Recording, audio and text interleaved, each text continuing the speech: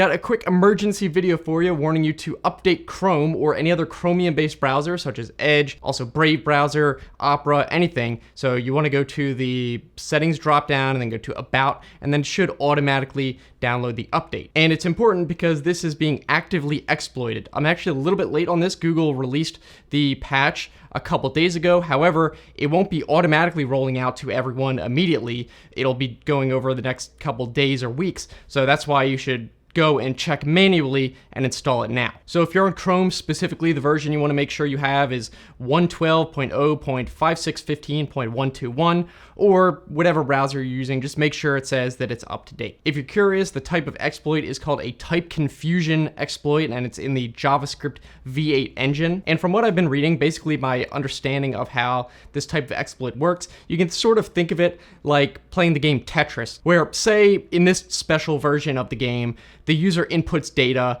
at the top, and then that creates some kind of block, whether it's a square or a line or whatever. And then, of course, you know that if everything lines up at the bottom, it erases the line or executes some data in this analogy. And with this analogy, the attacker would input some kind of data that is very special so that when the block is created, for whatever reason, when it gets to the bottom, the program will interpret it as another type of block. So it might be like creating a square block that fits into a spot that only a line block should fit into, and then that allows the attacker to get the program to do stuff that it shouldn't. Obviously, you don't have to understand that to fix this, but maybe some of you are curious. So anyway, just make sure that your browser is up to date, manually run that update and check, and it'll probably download it, assuming it hasn't been rolled out to most people probably. So stay safe, keep your stuff up to date, and I'll see you in the next video.